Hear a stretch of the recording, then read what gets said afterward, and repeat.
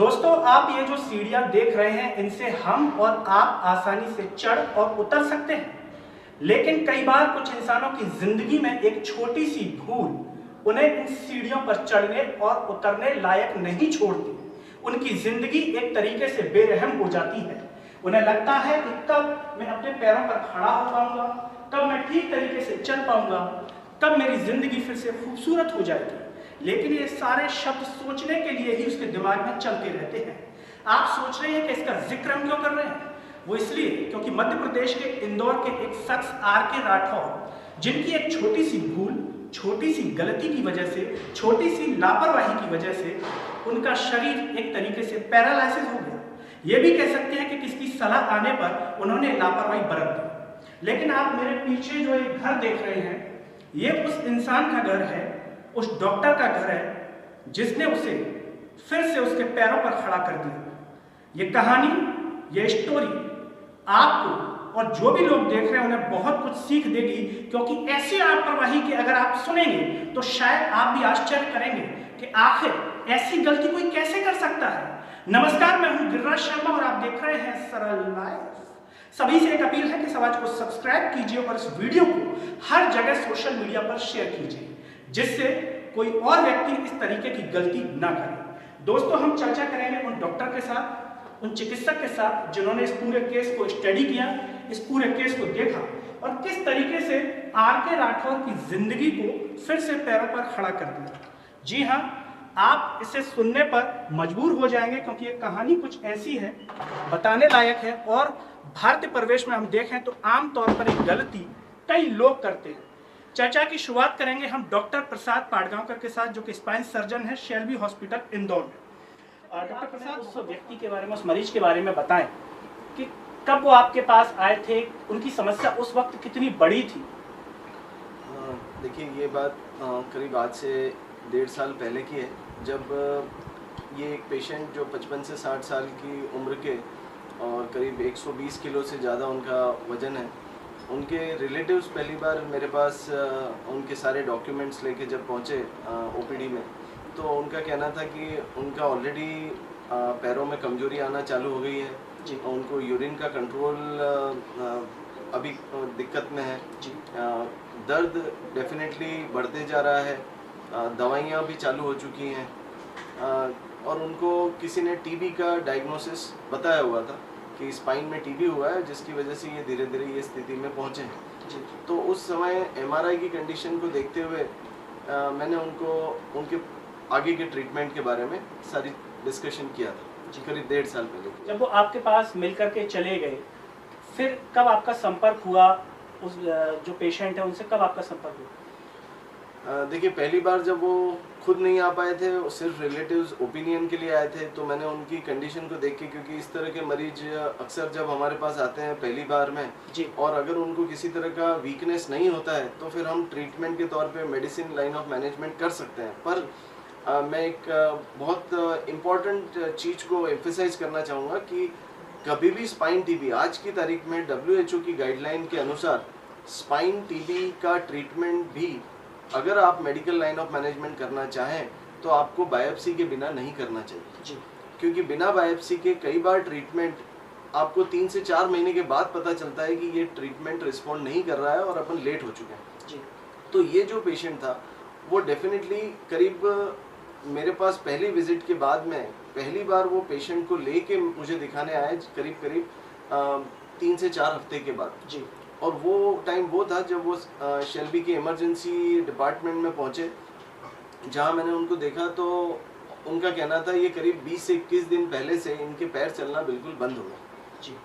तो ये मैं दूसरी एक बड़ी गलती मानूंगा कि जहां बायोप्सी नहीं हुई है, treatment medical line of management पे हो चुका है और आप पैरालिसिस होने के बाद में भी घर पे ग्रेड 0 पावर के साथ में 2 से 3 हफ्ते इस चीज़ का वेट कर रहे हैं कि दवाइयों का असर आएगा और हम अब चलने लगेंगे जी। क्या लगता है आपको डॉक्टर प्रसाद, अपने अनुभव से यहाँ पर, क्या वो दवाइयाँ जो ले रहे थे, जो नहीं लेनी चाहिए थी, एक तरीके से लापरवाही, किसकी सलाह पर? रिश्तेदार हो गए, केमिस्ट हो गए, या कुछ डॉक्टर्स हो गए जो उन्हें सही गाइड नहीं करता? मैं ऐसा नहीं बोलूँगा कि, क्योंकि ट्रीटमेंट सालों से स्पाइन टीबी का ट्रीटमेंट कन्वेंशनली इंडियन सिनेरियो में टीबी की दवाइयों से चलता आ रहा है।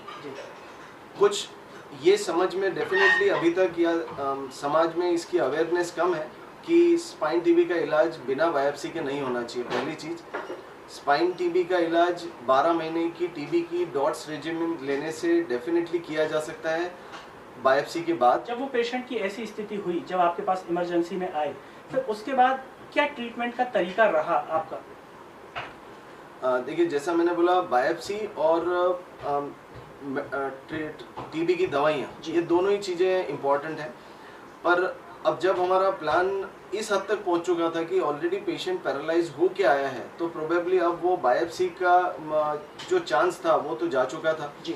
तो उस समय हम हमेशा इस तरीके से इस चीज़ को लेते हैं कि हम सर्जरी करने जाएं, अंदर से नस को पूरी तरह से फ्री कर दें और साथ में जितना भी मवाद निकलेगा उसको हम बायोप्सी के तौर पे भेज दें। तो एक ही चीज़ में जब पेशेंट काफ़ी लेट हो जाता है तो बायोप्सी हमेशा सर्जरी में जो मवाद होता है, जो ग्रैन्युलेशन टिश्यू होता है, उसको निकालने के साथ में ही वो बायोप्सी का मटेरियल भी मिल जाता है और नस का दबाव भी हट जाता है। तो ये वो डिलेड स्टेज है जहाँ पे बायोप्सी को अब सेपरेट नहीं किया जा सकता, बायोप्सी सर्जरी का पार्ट बन जाता है।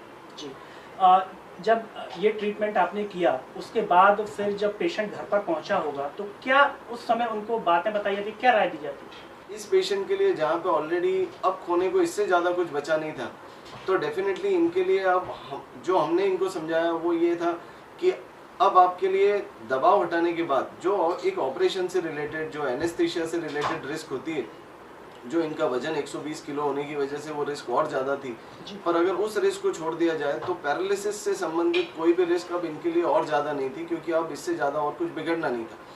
बट सबसे अच्छी बात कि हमने उनको बोला था कि अगले 5 से 6 दिन जब आप ऑपरेशन के बाद रहेंगे, जब हमने इस ऑपरेशन में करीब 10 स्क्रू डाले, नस को 360 डिग्री डीकम्प्रेस किया, पूरी तरह से फ्री करने के बाद में ऑपरेशन के बाद इनका अगले 5 दिन बहुत अनइवेंटफुल रहे। इनके जब तक ये अस्पताल में रहे, इनका पैरों का मूवमेंट वगैरह ये सब पैसिवली करते रहे, बाकी एक्टिवली वो खुद नहीं कर पा रहे थे। तो इसके लिए बहुत ज़्यादा इंपॉर्टेंट चैलेंजिंग टास्क ये होती है कि ऐसे पेशेंट जो पैरालिसिस में है, इनका इन बेड केयर, पैरालिसिस वाले पेशेंट्स का चेस्ट फिजियोथेरेपी, दोनों पैरों में उनका फिजियोथेरेपी प्रॉपर करना, फिर डीवीटी जैसे डीप वेन थ्रोम्बोसिस जिसको बोलते हैं, पैरों में थक्का जम जाना, ये सब संभावनाएं बहुत ज़्यादा होती हैं और इस वजह से उनको पोस्ट ऑपरेटिव पीरियड में 2 से 3 हफ्तों में एक बहुत बड़ी रिस्क रहती है जो जानलेवा हो सकती थी इस तरीके के पेशेंट्स के लिए।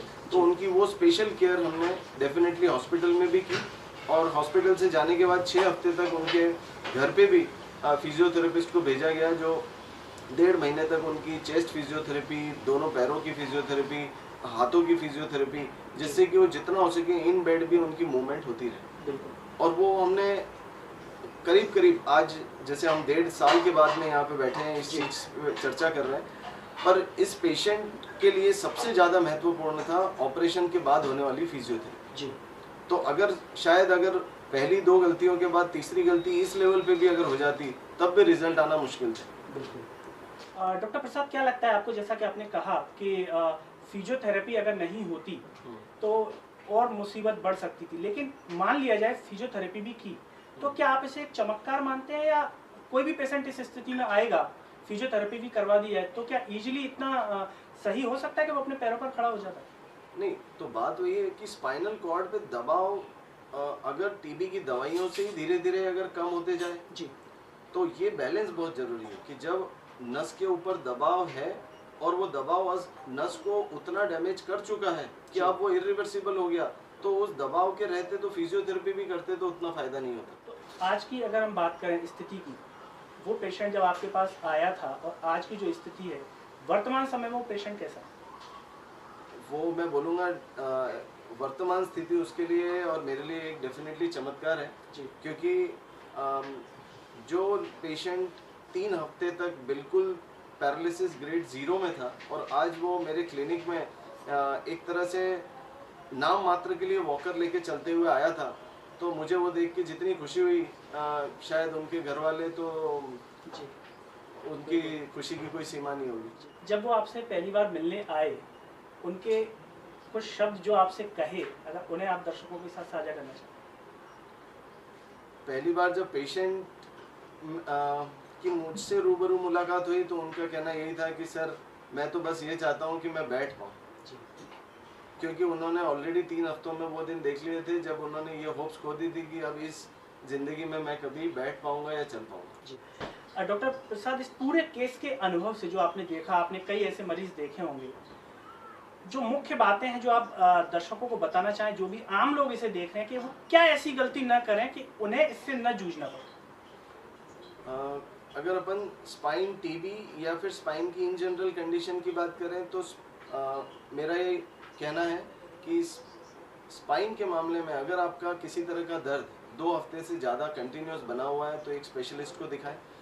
अगर आपको कहीं ना कहीं यूरिन के और मोशन के कंट्रोल में आपको दिक्कत जा रही है, आपको फ्रीक्वेंसी या अर्जेंसी या हेजिटेंसी टाइप की कोई फीलिंग आ रही है जिसमें आपको पेशाब का कंट्रोल खोने जैसी महसूस हो रहा है, तो आप स्पेशलिस्ट को दिखाएं। और अगर आपको घर में ही अगर स्पाइन की प्रॉब्लम है और आपको घर में ही चेक करना है तो आप अपने एड़ी पे और पंजों पे चल के देखें। अगर आप एड़ी पे चलते हुए पंजा नीचे गिर रहा है या पंजों पे चलते हुए एड़ी नीचे गिर रही है तो आपको एक अंदाज़ा लग जाता है कि आपके नसों में कुछ किसी तरह का वीकनेस शुरू हो रहा है। अगर आप इन सारी चीज़ों को बहुत ही अर्ली स्टेज पे डिटेक्ट कर लेते हैं तो स्पाइन के ट्रीटमेंट के बाद में लोग आज चमत्कारिक रूप से नॉर्मल ज़िंदगी जी रहे हैं। तो बस early diagnosis is the key. बिल्कुल। तो जो भी दर्शक हमारा एक कार्यक्रम देख रहे हैं, आपने पूरी चर्चा को सुना, पूरी कहानी को सुना, और इस पर कार्यक्रम बनाने का हमारा उद्देश्य ये था कि आर.के. राठौर की एक छोटी सी लापरवाही, छोटी सी गलती कि हाँ वो दवाइयाँ लेते चले गए, किसी विशेषज्ञ की जो उसके विशेषज्ञ उनको समय पर नहीं दिखाया, और कहीं ना कहीं लापरवाही के चलते वो इस मोड़ पर आ गए कि वो पैरों पर खड़े नहीं हो सकते थे। अगर वो ये लापरवाही नहीं बरतते तो शायद न उनका इतना खर्चा होता और न शायद उन्हें इस समस्या से जूझना पड़ता।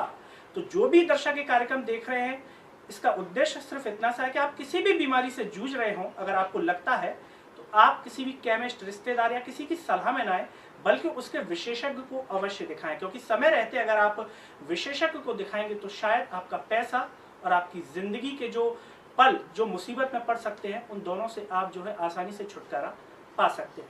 दोस्तों, इस पूरे वीडियो पर आप क्या सोचते हैं, इस पूरे केस पर आप क्या सोचते हैं, और अगर आपने अपनी जिंदगी में ऐसा कोई केस अपने आस पड़ोस रिश्तेदारी में भी देखा हो तो उसे कमेंट में जरूर बताइएगा। मुझे और डॉक्टर प्रसाद पाडगांवकर को दीजिए इजाजत। नमस्कार।